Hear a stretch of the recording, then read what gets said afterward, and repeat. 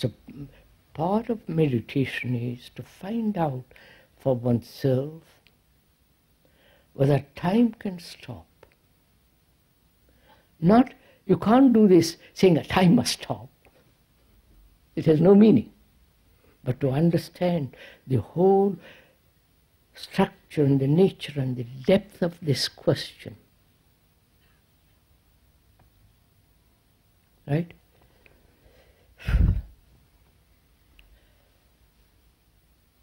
That means, is it possible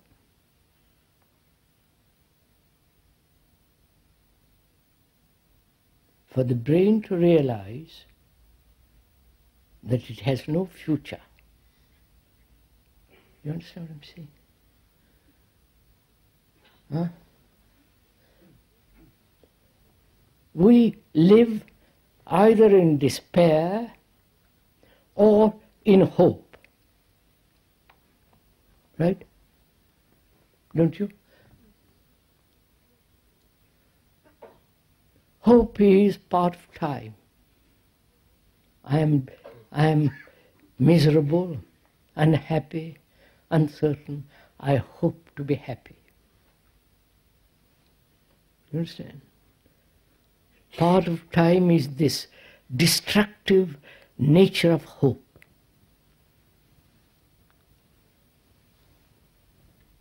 Or the invention of the priests throughout the world, faith. You suffer, but have faith in God, everything is all right. You follow all this? Again, that is, faith in something involves time. Can you stand in the sense, can you tolerate that there is no tomorrow? Psychologically. Can you? That's part of meditation, to find out. Psychologically, there is no tomorrow. We were once talking with somebody quite intelligent, quite learned, about this question.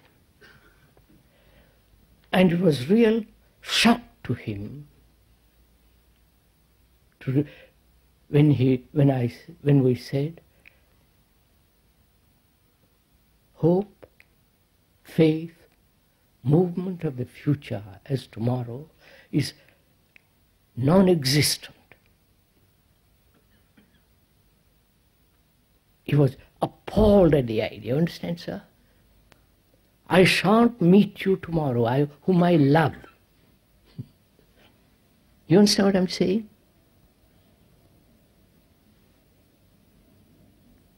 I may meet you, I probably will.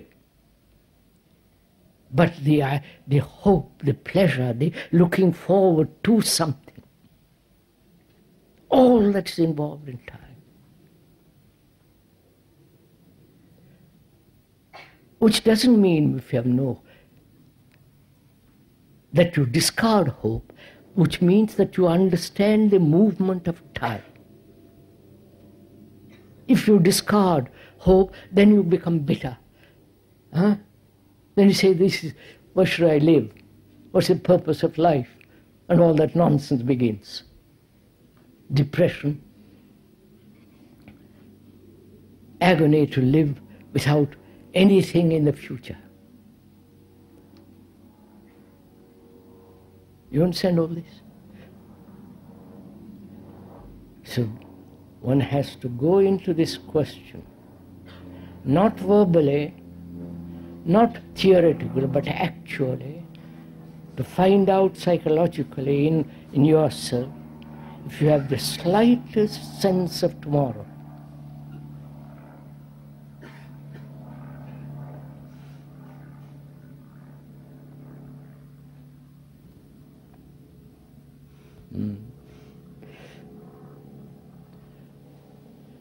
The next question in meditation is,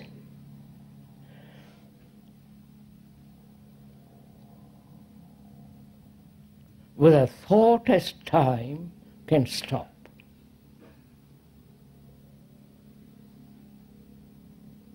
Thought, as we talked about a great deal about it,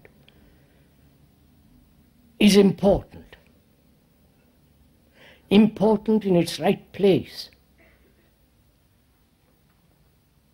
But it has no importance whatsoever psychologically. I wonder if you see this. Which I must go briefly into it. Thought is the reaction of memory. It's born from memory. Memory is experience. Experience as knowledge stored up in the brain cells themselves. You can watch your own brain. You don't have to become a specialist. I'm not. I'm just observe myself very carefully. The brain cells hold this memory. It's a material process. There's nothing sacred, nothing holy about it. And everything that we have done, going to the moon, planting a silly flag up there, going down to the depths of the sea and living there, thought has created all this. The immense, complicated technology and its machinery. Thought has been responsible for all this. Thought has been also responsible for all wars. Right? It's obvious, you don't have to question it even. Because your thought has divided Britain, France, Germany, Russia.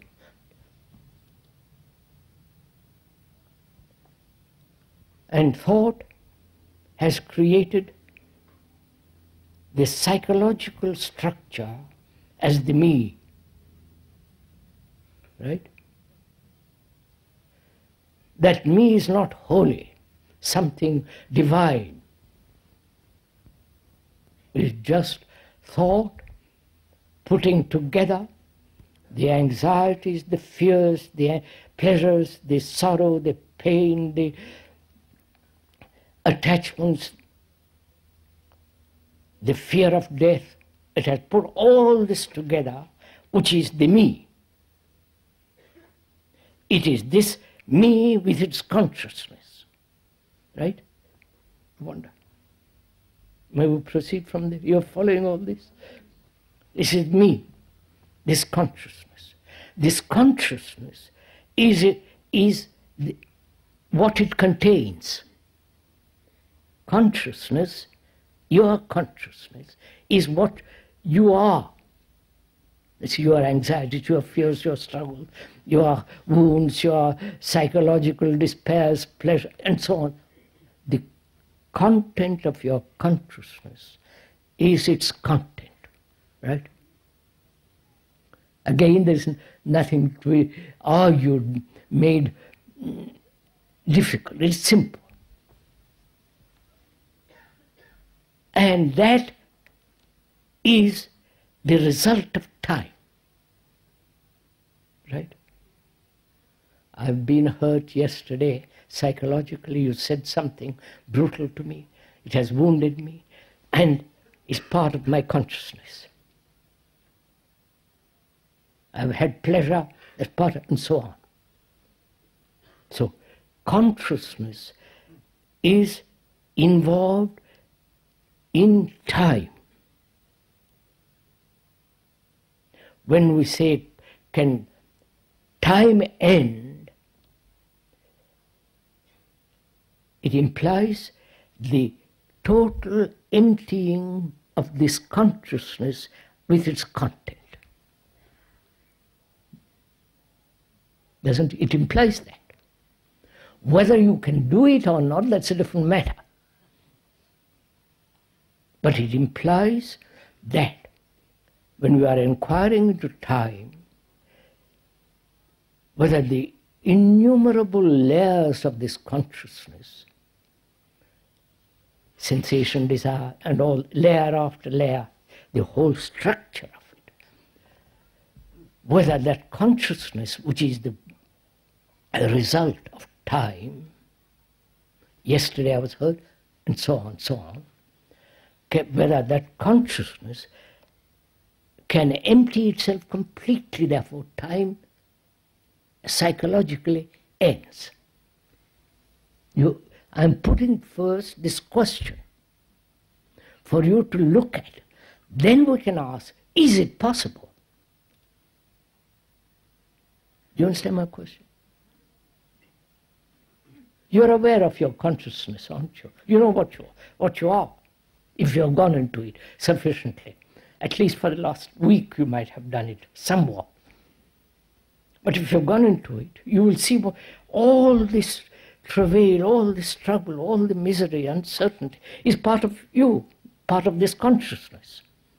Your ambitions, your greed, your aggressiveness, your anger, your bitterness, all that is part of this consciousness, which is the accumulation from 1,000 yesterdays to today. And we're asking whether that consciousness, which is the result of time, psychological as well as physiological, can empty itself so that time has come to an end. You understood the question first? Huh? Please, somebody say yes or no. Please. Don't go to sleep. We're going to find out that it is possible. If you say it is not possible, then you have closed the door. Then you might just well walk out. Don't sit here and waste your time. If you say it's not possible. And if you say it is possible, you have also closed the door. But as if you say, let's find out,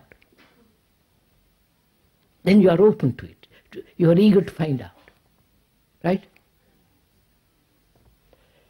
Please, this is not an intellectual game. This is not an entertainment on a Sunday morning. This is not a sermon either. I must tell you a lovely story about it. There was a preacher with his disciples, and every morning he used to give a sermon. About 10 minutes, quarter of an hour. And all the captive audience listened to him.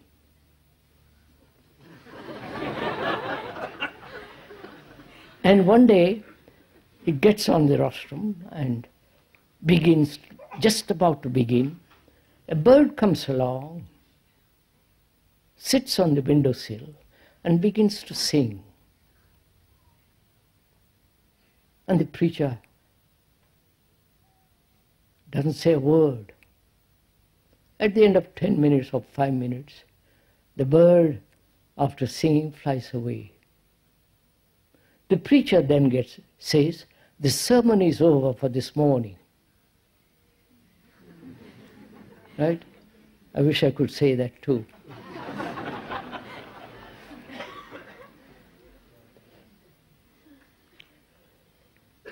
So the question now is,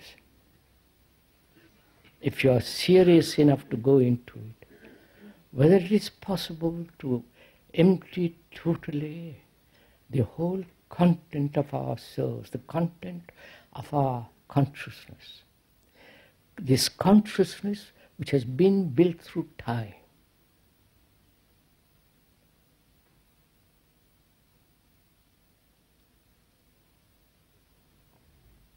Is it not possible, just please listen to it, is it not possible to end one of the contents of your consciousness? You are hurt, your psychological wound. Surely you know what that means. Most of us psychologically have been hurt from childhood, parents, school, whole existence. We are hurt. That's part of your consciousness. Can you end that hurt completely, totally wipe it out, without leaving a mark? You can, can't you? If you pay attention to the wound, know what has caused it, and the wound is the image you have about yourself that has been wounded, and end that image that is wounded. You can do that if you've gone into it very, very deeply. Or if you're attached to somebody. If you're attached to your wife or your husband, it doesn't matter what it is, attached to a belief, to a country, to a sect, to a group of people and so on, to Jesus and so on. Can you not completely, logically, sanely, rationally end it? Because you see, attachment implies jealousy, anxiety, fear, pain, and having pain, you become more and more and more attached. Seeing the nature of attachment, the perception of attachment is the flowering of intelligence. That intelligence is stupid to be attached. It's finished. You understand this? So, go into it. Or you have a particular psychological habit, thinking always in certain direction. That's part of your consciousness. Can thought move away from the groove, from the rut? Of course it can. So it is possible, please listen, it is possible to empty totally, completely the content. Now if you do it one by one, that is, attachment, your hurts, your anxiety and so on, it will take infinite time. See what is involved. If you do it one by one, it will take time. So you're caught in time again. I want you to see this. Whereas, is it possible to empty it without involving time instantly, as a whole, not parts? Now I'll show it to you. Don't shake your head or agree or disagree. You understand my question? When you do part by part, you are still involved in time. If you realize that, if you really see the truth of it, then you won't do it partially, right? Naturally. Then you move to a different question, which is, can it be done in its entirety? That is, can I look, is there an observation of this consciousness, which is not mine really? It's not my particular consciousness, it's the universal consciousness. My consciousness is like your consciousness, or somebody else's consciousness. Because we suffer, we go through agony, etc., etc. There may be few who have said, oh, they've flowered out, gone beyond. That's irrelevant. So we're asking, is it possible to observe the thing in its entirety, wholly, and in the very observation of that totality, the ending of it? You understand?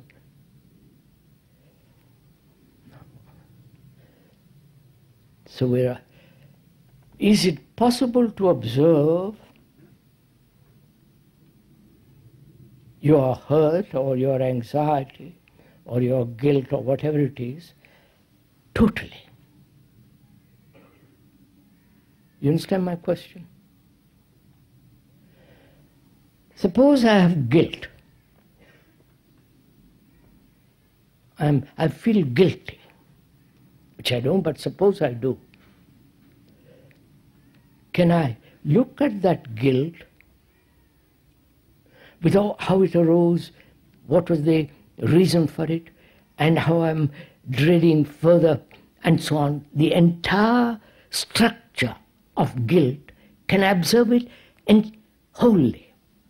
Of course you can. No? You can observe it only wholly when you are aware of the nature of being hurt. You can be aware of it and the guilt and so on, all the various things that we have collected. You can be aware of it if there is no direction or motive involved in that awareness. Have you understood this? I'll explain, I'll go into it.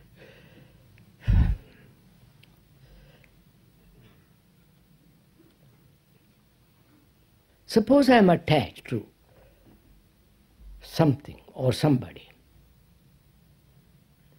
Can I not observe what is the consequences of attachment, what is involved in attachment, how that attachment arose? Can't I observe the whole nature of it instantly? I'm attached because I'm lonely. I want comfort. I want to depend on somebody because I can't stand by myself. I need companionship. I need somebody to tell me, you're doing very well, old boy. I need somebody to hold my hand. I'm depressed. I'm anxious. So I depend on somebody. And out of that dependence arises attachment. And from that attachment arises fear, jealousy, anxiety, right? Can't I observe the whole nature of it instantly? Of course you can, if you are aware, if you are deeply interested to find out. So we are saying that instead of doing it piecemeal by piecemeal, it is possible to see the whole nature and the structure and the movement of consciousness with all its content. The content makes up the consciousness, and to see it entirely is possible. And when you see the entirety of it, it disintegrates. The question then is, we're asking this question, as consciousness is part of our, as the content is part of our daily life, of our consciousness, and that consciousness is the accumulation through time, whether that time can stop, which means is there an ending of all the struggles, all the rest of it, instantly? We say it is possible. I've shown it to you. I've shown you, it has been shown through examples. That is, to have a complete insight into the whole nature of consciousness. Right? Insight means, implies, without any motive, without any remembrance, just to have instant perception of the nature of the consciousness, and that very insight dissolves the problem.